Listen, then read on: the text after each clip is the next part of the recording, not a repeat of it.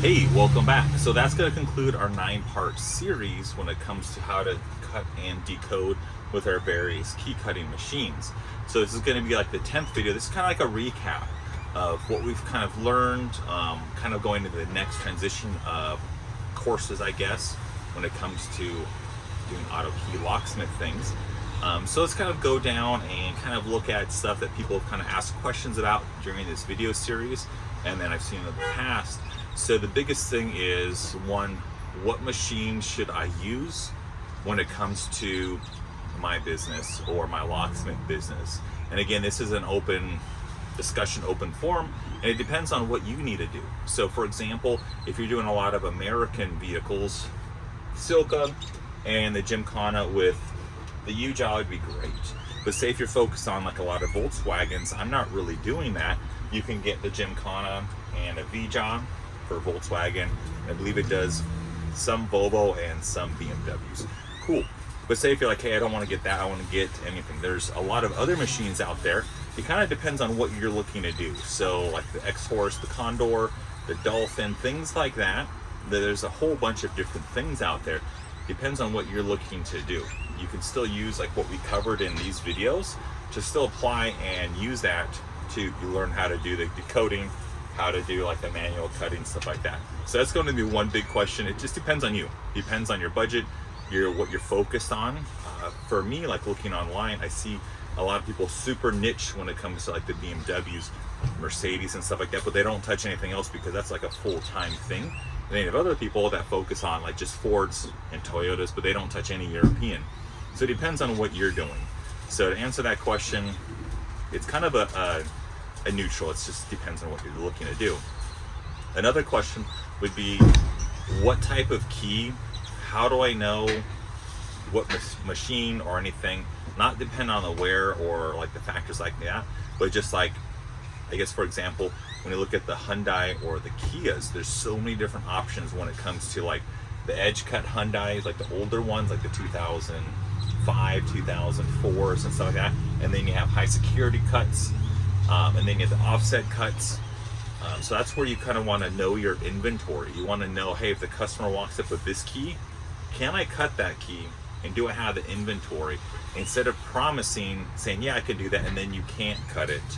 A really good example is I come across some of the people with those old school Ford Transit keys that use like that weird, like Jaguar type key. Can't really cut those. I don't really see the blanks even on the internet. I haven't really looked too much. It's just like, sorry, gotta check with the dealership or someone else. But I come across those maybe like twice a year. But I know for a fact I do not have that type of inventory. I do not have the machines. I could probably jimmy rig it with something like the Keyline 303. But if I'm gonna waste my time doing that and maybe damage that customer's key if he acquired one from Amazon, no, I don't want to do that. So that's where I kind of want to know what I can do, what I can't do, especially like dimple cuts.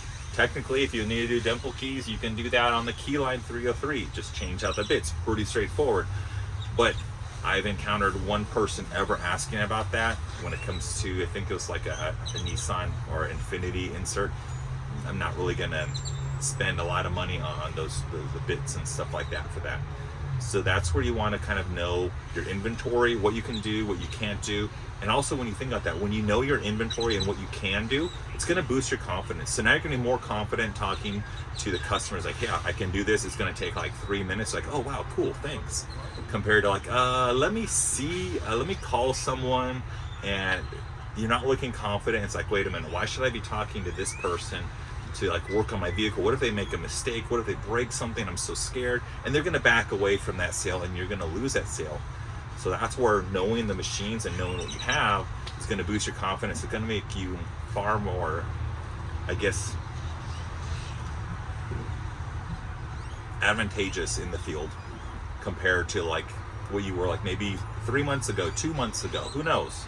So that's where you want to really focus on that. Another thing is looking at the keys.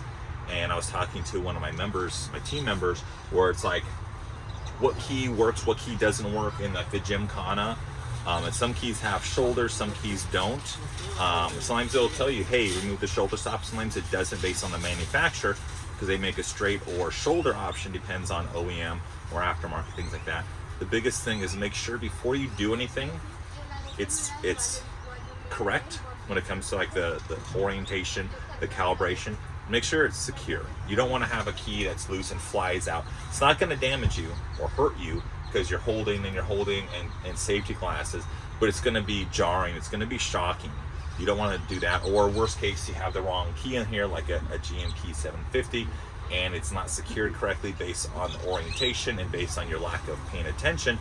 It's not going to break the cutting bit or the tracer. It's just going to damage that key, but it's going to be very scary because it's going to be catastrophic failure of that key. So that's where you want to pay attention, make sure everything's secure.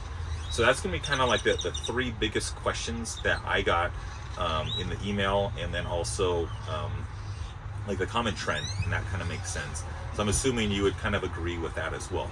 So I guess the next part is, cool, so now we have like our skill set kind of on par with everyone else, like in the classroom. Great, cool, good job. So now that we know how to cut the keys and decode the keys and problem solve, the next part is going to be, how do we program the keys?